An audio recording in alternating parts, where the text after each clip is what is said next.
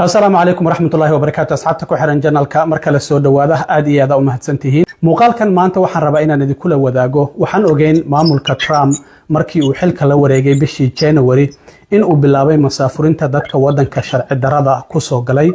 صدح دي بلاد إلا أي لبدي بلاد قدام بسنة دتك الصومالي ده أي سئادة لو قاضي أو دلكي الصومالية لجيني هذا بقى وح قدك كجرة إن عيسى آدم شراوي أو كم ده دليردي ودن كسوق الشيء إسلام مركانه عن لو أقولانين أو مبلص وفسحين ودن كمرايكن كجوديسة أو كدواد مدة سنة ده مركي وحبسي كجري بشي هورين لما سافريي مقالة مقدشنا لجد جيي هذا بقى وحن ربع مركا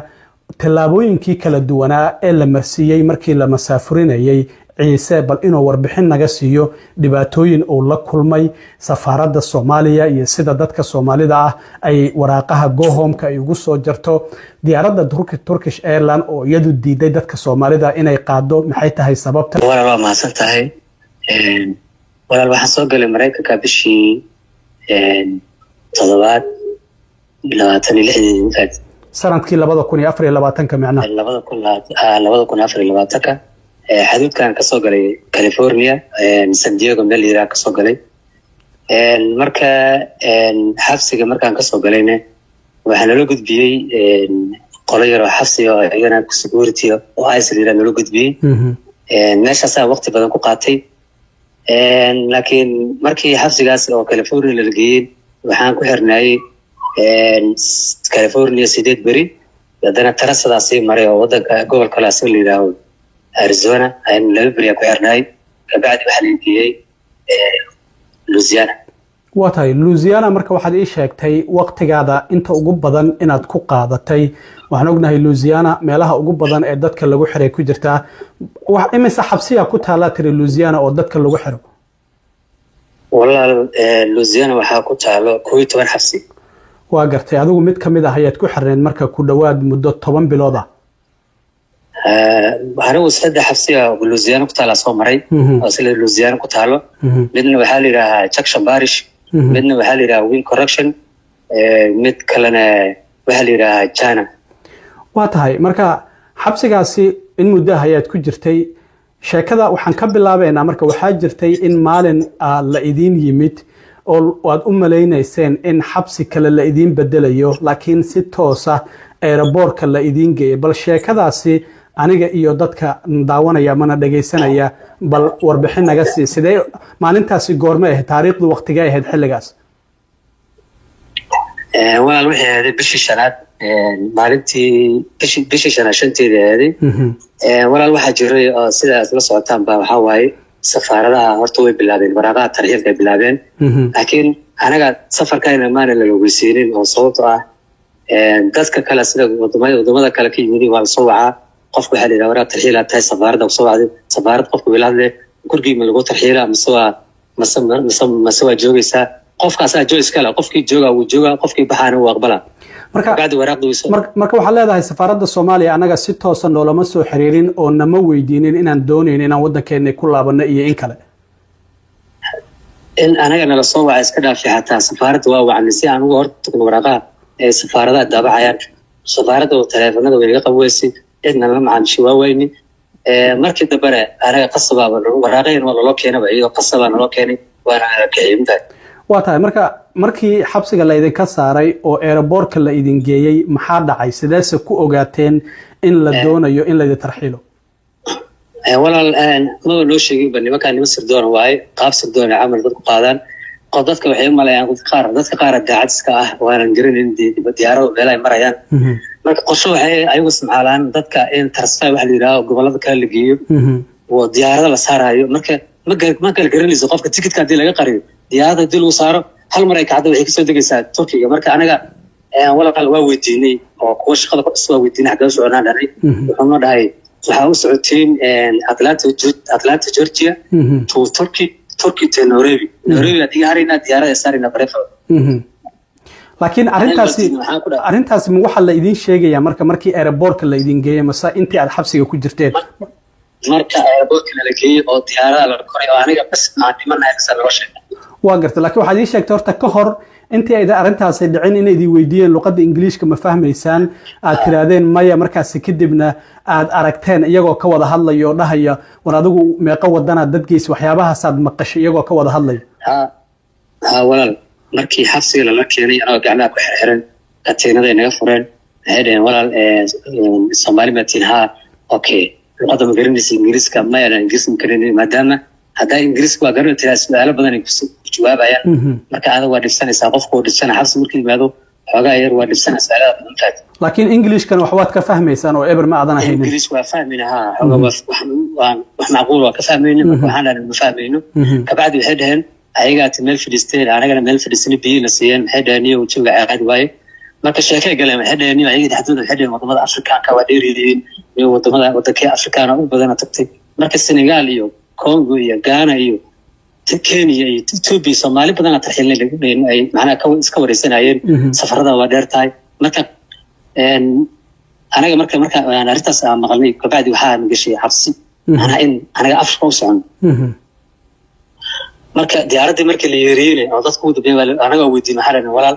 xagee u soconaa oo noo sheegay wuxuu dhahay Soomaaliya waxa u socotiin Atlanta Georgia ka bacdi Turkey to Kenya to Soomaaliya anaga waa diiday maxaa dhahay anaga meel u soconaa ku dhahay sababtoo anaga wax lama ogeysiinin safaaradda Soomaaliya lama soo hadlin anaga dad maxaa dhahay oo sakiina Mareykan dib maan ka gelin Mareykan hadda xuduudka lagu qabtay waa soo dhiibnay sharciga wuxuu qabaana anaga macnaha anaga wuxuu qabaa sharciga qofka Soomaaliga in aan la tarxiilin ba sharcigu meesha ku yaal dhigaya waa gar oo wadamada aan la tarxiilin waxa kamid ah Soomaaliya iyo wadamada sida maaragtay Soomaaliya Eritrea lama tarxiilay ayada iyo Afghanistan iyo Sudan iyo ay sheegtay inay ku jiraan waa wadamadaas lama marka dad qaar waa lafsaxay oo Eritrea ka bisal lafsaxay laakiin Afghanistan waa tarxiila Soomaaliya waa tarxiilay laakiin Eritrea ka bis waa lafsaxay ayagana waa tahay marka waxa waa isbaarada سفارة إريتريا وادي معنا قبل إريتريا نلتقي. واقرت مركا دياردي أدين كلي كدي مندك كلا وين راعين وادي دين ما حد عي مركا كدي مركا. والله نيو وانا جوجيين وقلت بين قشرين وانا جوجيين عن دواعي ويا السنتي لفت حرص دواعي بدنا يسوق يا كل السعودية مركا هذيك مركز يا كل السعودية هذيك. هل ويلو صومالي إلى سعودية. waa gartay marka waxaad ii sheegtay sidoo kale jirdil kale in la idinku sameeyay marka laga reebo in meel galaada gadaale inta la idin geeyay katiinad la idinku xiray in bac madaxa la idin galiyay oo la idin yiri ma baxaysaan oo la idin cadaadiyay walaal wajirta qorshaha qofkii bixidiido madaxa bac loo gelina qofka neefta lagu celinina ilaa uu yiraahdo waa baxa guriga aada marka anaga baadi madaxa magii loo gashay neefta lagu dhigtay oo xaaladdu nagu xumaatay pilotki yimid oo macnaha timeka diyaaradda dhici rabay pilotku markuu soo dhawaaday naga fureen bacda bacay jeebka gashaday way qariyeen pilotki markii uu yimaadeen anagana waxa dhan meel u socono waddanka in amni kuma jiro waa cabaadna ma faad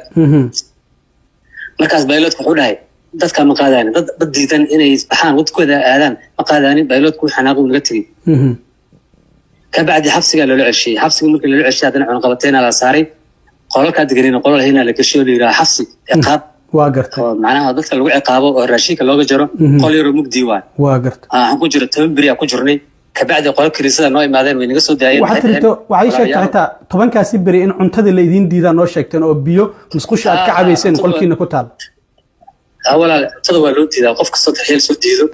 tada waa loo diidaya qofka sidoo xataa marka qaar waxaan dhacdo qolka aad ku jiro ayaa saxiixa laga qaada faraha waa laga qaada maaragtay madaxana bac waa lagu gelina waa lagu nacsiina si aad diyaarad soo socota aadan diidin waa gartay markaas anaga waxaad kaloo ii sheegtay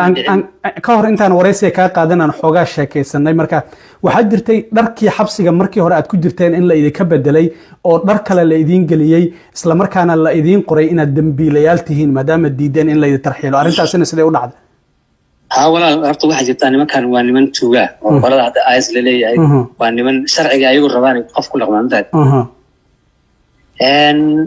qofka markuu diyaar soo diido waxa laga dhigayaa criminal inuu yahay maadaama waddankiisa diiday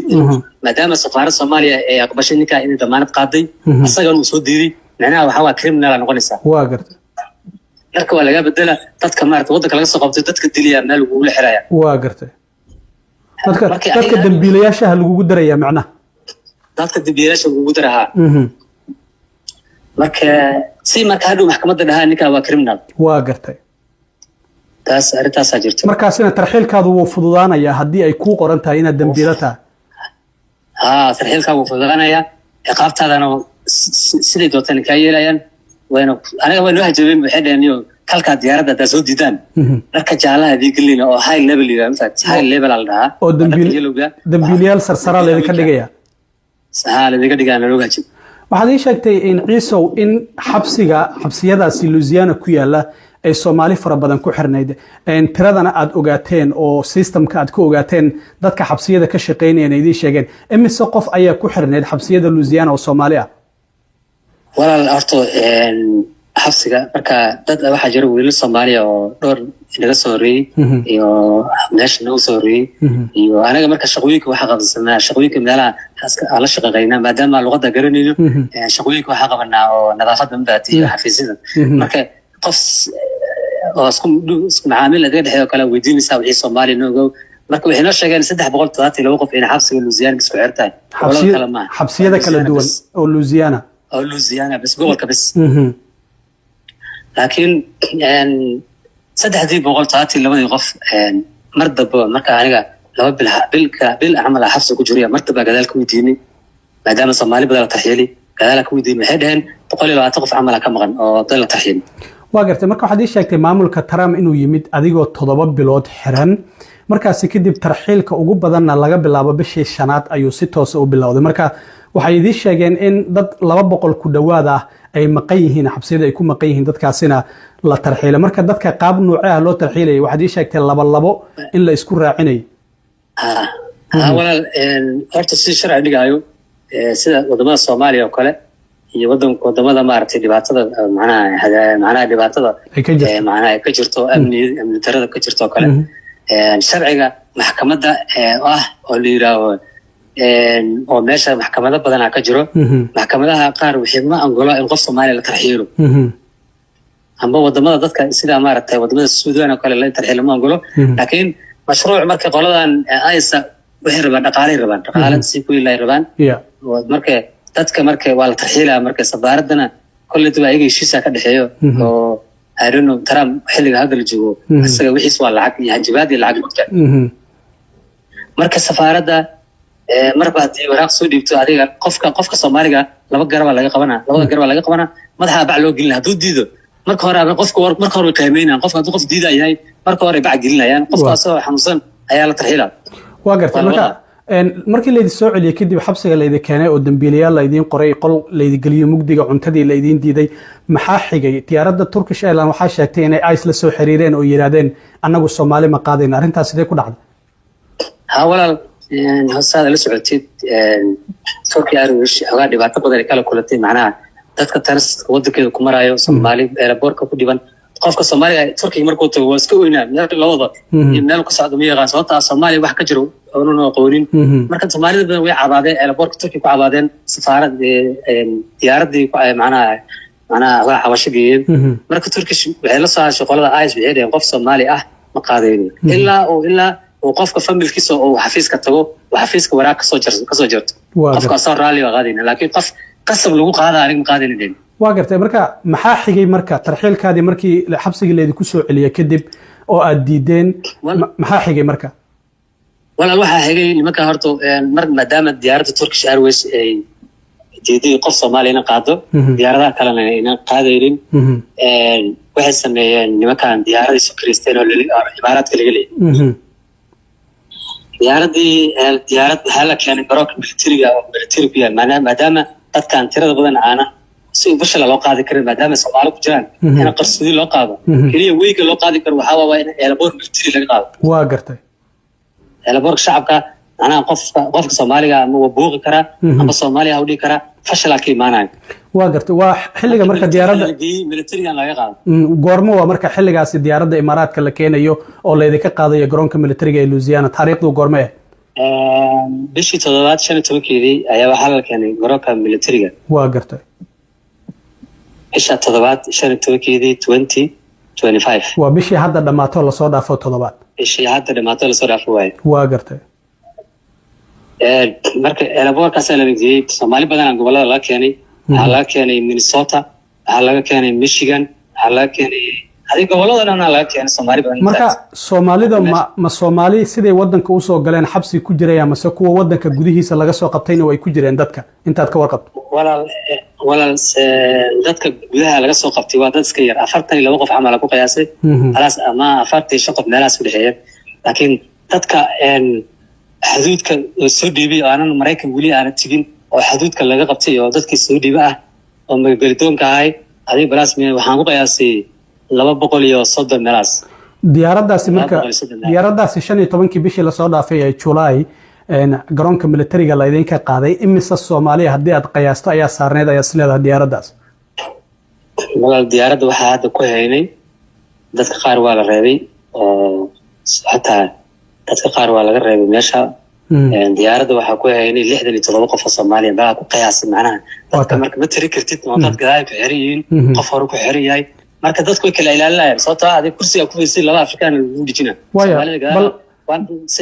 bal wax yar iiga sheeg diyaaradda marka iyo qaabka la idin saaray waxaad ii sheegtay in la idin wada jeebeeyay gacmo logo xabadka la isku xiray arintaas sidee markaas kadib kursigana la idin ku sii xiro suunka la idin xiray diyaaraduna diyaarad military ahayd oo shaqaale oo aysan ka shaqeynaynin oo flight attendant ama hostess oo military bas wixii aad dalbato xitaa military uu ku keenay bal arintaasna warbixiniga si walaal horta diyaaraddu waa international oo diyaarad military ma ahan waa diyaarad soo kiristay diyaaradana waxay ka raskiristay waddanka la yiraahdo Imaaraadka waa gartay